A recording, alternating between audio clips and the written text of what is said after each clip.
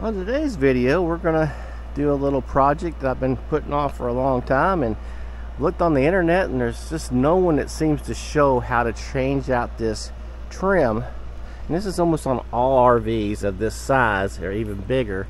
Some of the smaller ones have a little bit different type rail system, but this is a rubber piece that goes in here, and I've got a list of what I ordered from Amazon to replace it. And eventually I'm gonna have to replace all of mine, but right now I've only got two bad spots. This one here, the very back, is very bad. It's already cracked. You can see here it's cracked open, and so it's allowing water to get in here. So we're going to take this one piece loose, kind of show you how I did it, how long it took, and we'll get to it right now. On this project, you're going to need some heavy-duty insert trim, a 1-inch. You'll need this. I've got this cap seal, and it's Dicor product, black.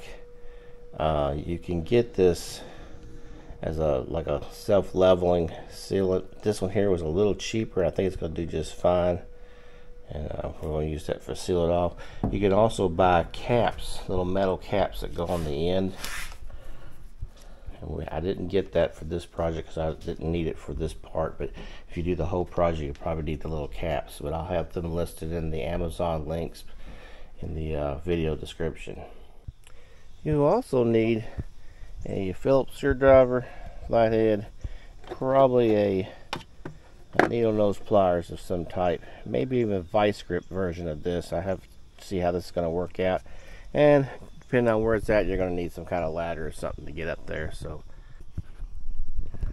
what I learned with this is a piece of, it's actually like a vinyl piece. I thought it was metal, and I'm actually did a little bit of a crack right here on the bottom.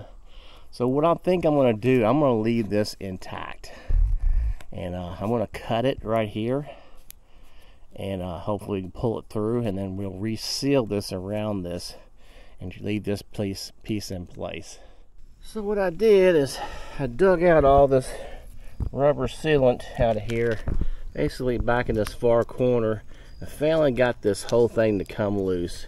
You can see there's the screws behind there, and that's what we're trying to protect. And you see this whole thing is starting to come loose now. So hopefully I can just pull this thing now.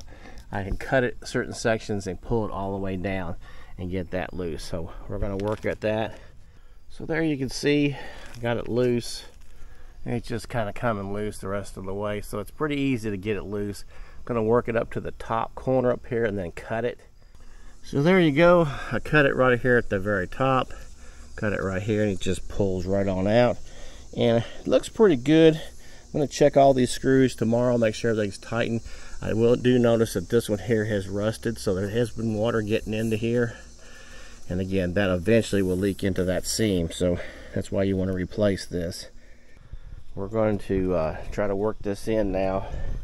And this piece down at the bottom here, got a little bit of sealant. We're going to clean that out a little bit, and then make sure it's going to channel in here.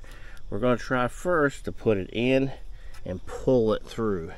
If that doesn't work, then we're going to try another method, which is where you could just stick through each side, but we're not sure how that's going to work yet, so I'll let you know how it works. The new material, you'll see, is shaped kind of like this. You don't want to put it in like this in the channel. You want to put it in like this with the two little wings. See little wings right here and here facing out. So originally I thought it would be best to put it in the bottom and pull it all the way up, but I found that didn't work real well. So what we're going to do this time is we're going to go up to put the whole length in there. We're going to work one side in and then work in the other side and work that all the way down. I think that's going to work a lot better. So you'll see as we push this piece in on this left hand side, then we kind of take it up here and we work it in. It's a little harder when you hit a few of the screws to get around those screws, but this seems to do the best trick here.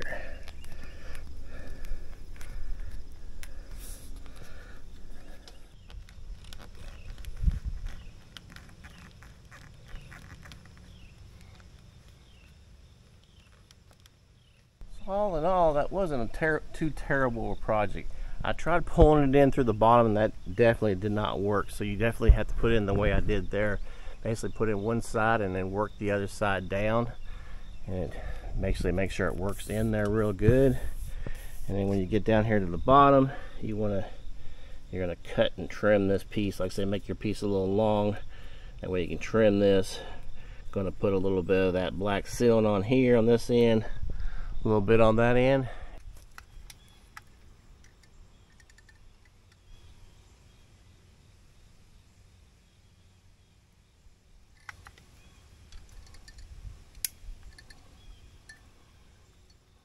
But it really wasn't that bad. This whole project took probably less than, I don't know, probably 35 minutes, the whole process. I did it in 2 days because I had some hot weather I wanted to get through, but not a big deal. And so I hope that helps you out on doing this project, and not too bad at all.